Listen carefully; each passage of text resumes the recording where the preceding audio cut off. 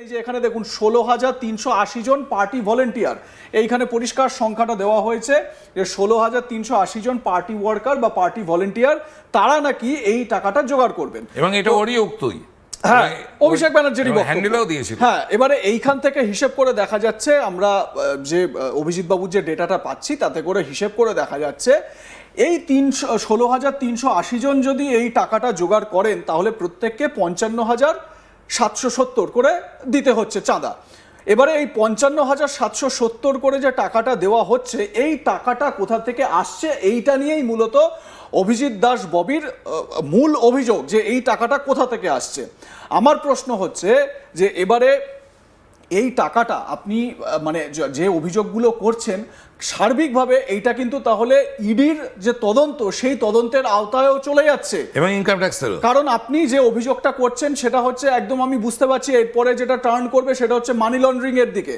এইবারে money laundering যদি হয়ে থাকে তাহলে তো ইডিকে এখানে আসতে হবে।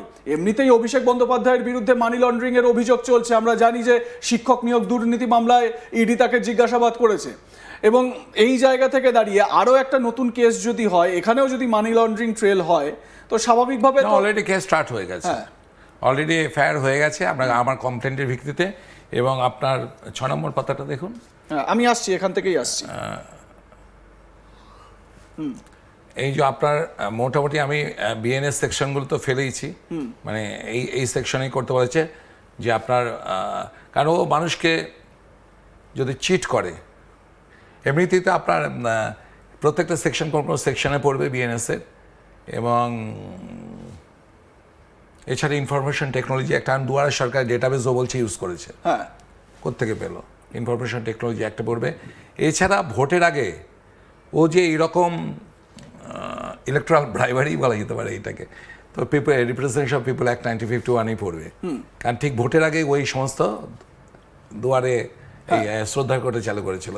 এছাড়া আমরা বলে দিয়েছি reference to competent financial regulatory authorities, যথা ইডি এবং ইনকাম ট্যাক্সকে করতে হবে। কারণ এই টাকার উৎস আমাদের জানতেই হবে।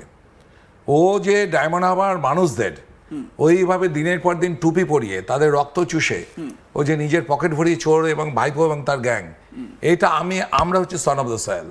আমরা যদি এগুলো যদি এক্সপোজ না করি, আমরা যদি এর জন্য ড্রাস্টিক অ্যাকশনের যাতে নেওয়া হয় তার জন্য যদি প্রশাসনকে অনুরোধ না জানাই, তা আমরা নিজেরা পাপী হব। আচ্ছা, আমাকে একটা কথা বলুন, কোনো একজন ব্যক্তির তার তো আয়ের এই উৎস থাকতেই পারে, আয়ের সংস্থান থাকতেই পারে, কোটি টাকা রোজগার করতেই পারেন। আমি একটা স্পেসিফিকভাবে, যেহেতু আপনি অভিষেক ব্যানার্জির নামে অভিযোগটা করছেন, অভিষেক ব্যানার্জির এই যে লিপস অ্যান্ড বাউন্স সেই সংস্থাকে যদিও ইডি সেখান থেকে মানে সম্পত্তি 135 কোটি টাকার মতন সম্পত্তি সিজ করেছে, তো এই যে সম্পত্তি এখান থেকেও তো ওই টাকাটা উনি দিতে পারেন, তাহলে মানে সমস্যাটা আপনার এই জায়গাটা কোথায় সমস্যা হচ্ছে? না, অভিষেকের তো আপনি এবারে অভিষেকের এগেইনস্টে 2014 আমি ছিলাম, এফিডেভিটের কথা বলছেন। এবারেও দেখেছেন 2019-ও দেখেছেন ওর কোনো ইনকাম নেই। হচ্ছে ইলেকট্রিসিটি ও বিল দিচ্ছে প্রায় 2.5 লক্ষ টাকার মতন। তাতে অনেক লুফলস ছিল। তা আমি সেই সময় আমি কাউন্টার এফিডেভিট করে দিয়েছিলাম, আমাদের প্রার্থী যে ছিল 2019-এ, সে সেটা জমা দিতে দেয়নি কেন আমি জানি না। তো এবারে আমি তো জমা দিয়েছি, যদিও টোটাল আরও থেকে আরম্ভ করে, কারণ ইলেকশন কমিশন টোটাল ওর কন্ট্রোলে ছিল 2024-এ, আপনি তো নিজেও ভালো করে জানেন, এবং তাদের কাছে আমি ভিজিলেন্সও কমপ্লেন করেছি। তো বিষয়টা হচ্ছে এবারেও 2024-এও দেখেছি ওর কোনো ইনকাম নেই। তো যার কোনো ইনকাম নেই সে কোত্থেকে দেবে? ও তো বলছি লিপস অ্যান্ড বাউন্স আমার নয়। ওর যে এমপি অফিস যেটাকে ইডি সিল করে গেছিলো 2023-এ, সেটাও তো লিপস অ্যান্ড বাউন্সের উপর, আমার বাড়ি থেকে ঠিক 300 মিটার আগে, যেটা এমপি অফিস বলা হয়। তো যে ব্যক্তি বলে আমার ইনকাম নেই, তো সে কোত্থেকে দেবে? আর সেগুলো তদন্ত করে হোক না। আমি তো বলছি না যে আমি কমপ্লেন করছি মানে অপরাধী।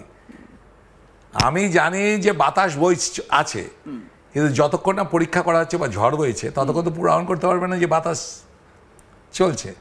তো এই বিষয়টা ঠিক সেরকম। আমরা নিশ্চিত, আমি অন্তত নিশ্চিত যে অভিষেকের ব্ল্যাক মানি এতে ইনভেস্টমেন্ট হয়েছে, এবং বাকি ও দুয়ারে ডাটাবেস, দুয়ারে সরকার ডাটাবেস। এই যে ব্ল্যাক মানির কথাটা আপনি বললেন, এটা একটা বড় অভিযোগ, কিন্তু এই ব্ল্যাক মানিটা ঠিক কোন জায়গা থেকে ব্ল্যাক মানি? আপনি নির্দিষ্টভাবে কিছু তথ্য পেয়েছেন? আপনি তো অনেক তথ্য জোগাড় করছেন। দেখুন, আরও অনেক আছে।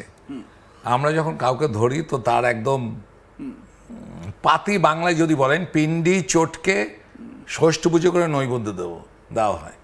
তো অভিষেককে আমরা ছাড়বো না। অভিষেকের জন্য আজকে আমি পঙ্গু, আমাদের শুধু আমার মতন হাজার হাজার ছেলে ডায়মন্ডে পঙ্গু, ঘর ছাড়া, মায়ের কোল খালি করে দিয়েছে। ও যে কি বিভৎস অত্যাচার করেছে, কলকাতার বুকে এসি ঘরে বসে বা ফাঁকা মাঠে গোল দেওয়ার মতন কেউ বুঝতে পারবে না অভিষেকের অত্যাচার। 17, 18, 19 3 বছর যা অত্যাচার করেছে। তো অভিষেকের ও নিজের গাড্ডায় নিজেই পড়েছে। ও মনে করেছে তৃণমূল কোনোদিন যাবে না, ওর এগুলো এক্সপোজ হবে না, ও সকলকেই পারচেস্ট করে নেবে। কিন্তু আপনি অভিযোগ করছেন, এত অভিযোগ করছেন অভিষেকের ব্যাপারে, আরো অনেকে বিজেপির অনেকেই তো অভিযোগ করছেন, ইডি ডাকছে, ইডির তদন্তের মুখোমুখি হচ্ছেন, উনি তো আবার এসে বাইরে এসে বুক চিতিয়ে তো অনেক বড় বড় কথা বলে যাচ্ছেন। এবং স্বাভাবিকভাবে মানুষ শুনলে তো এটাই বুঝবে যে অভিষেকের বিরুদ্ধে কোনো অভিযোগই নেই, শুধু শুধু ডেকে হ্যারাস করা হচ্ছে। ভুল এটা। যখন কাউকে ধরা হবে তাকে গুছিয়ে বেঁধেই ধরা হলো। আপনি মাছ ধরেছেন কোনদিন? খেলিয়ে খেলিয়ে মাছ ধরা তো। আর অনেকে বলছে অভিষেকের চালা চামুন্ডা অ্যারেস্ট হচ্ছে। তাহলে আমার প্রশ্ন হচ্ছে, অভিষেক কেন হচ্ছে না? বাইরে বেরিয়ে ইডির সওয়াল করার পরে, সওয়াল জবাবের মুখোমুখি হওয়ার পরে বাইরে বেরিয়ে ওই রকম বুক চুতিয়ে ভাষণগুলো কি করে দিতে? ফাঁপা কলসি একটু বেশিই বাজে, ওইসব নিয়ে ভাবতে কিছু নেই। আমি বলছি তো, আমি দায়িত্ব নিয়ে বলছি, অভিষেককে যেটা media tiger, he is not a tiger. আর ও আমাদেরকে মারতে চেয়েছিল, 3-3 বার আক্রমণ করেছিল, বেঁচে গেছি।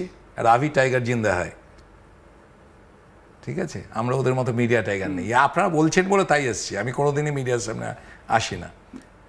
তো অভিষেককে জবাব দিতে হবে যে বার্ধক্য ভাতার মতন ও লাভবাজিটা কেন করলো ঠিক ভোটের আগে। ওকে জবাব দিতে হবে লিস্ট কোত্থেকে পেলো দুয়ারে সরকারের। ওকে জবাব দিতে হবে 16,380 জন কারা, তাকে ইনকাম ট্যাক্স দেয় কি দেয় না, নইলে তারা 55,666 টাকা কোত্থেকে দিল। ওকে জবাব দিতে হবে যে আপনার এই টাকাটা কি ব্ল্যাক মানি কি ব্ল্যাক মানি নয়। এই সমস্ত কিছু নিয়ে ওকে ধরা হয়েছে, কমপ্লেন জমা পড়ে গেছে, এফআইআর স্টার্ট হয়ে গেছে, আলাদা সিট গঠন হবে। দেখুন, আপনি যা যা অভিযোগ করছেন, আমি যা দেখতে পাচ্ছি অভিষেক বন্দ্যোপাধ্যায় এমনিতেই এখন বিভিন্ন কেসে জর্জরিত, নানান রকম কেসে জর্জরিত। তার মধ্যে আপনি আবার আর একটা নতুন কেস দিয়ে দিয়েছেন। তো এরপরে তো বাড়ি থেকে বেরোনোই মুশকিল হয়ে যাবে। কি মুশকিল হবে? কিছুই না। বাড়ি থেকে মুশকিল না, বাড়িতে থাকানোই যাবে না। ওর বাড়িতে থাকা যাবে না। বাড়ি ওর জন্য নয়, আর ওর বাড়ি তো অবৈধ বাড়ি। আমি তো ওই বাড়ি ওই জন্য নয়, আমি তো সিএম এর বক্তব্য শুনছিলাম বিধানসভায়। সিএম তো বলছিলেন যে ওই সেবা মানে যে শান্তিনিকেতন অবৈধ বাড়ি, ওটাকে যাদের মাথা ছাদ নেই তাদেরকে ওখানে আশ্রয়ের ব্যবস্থা করা হবে। অনেকটাই অবৈধ কনস্ট্রাকশন।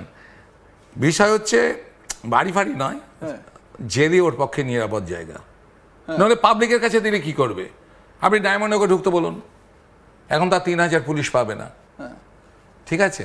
ওর যারা হ্যান্ডস মোটামুটি অর্ধেক গারদে আর অর্ধেক বাইরে। আমরা চাই না গণপিটুনি থেকেও মারা যাক।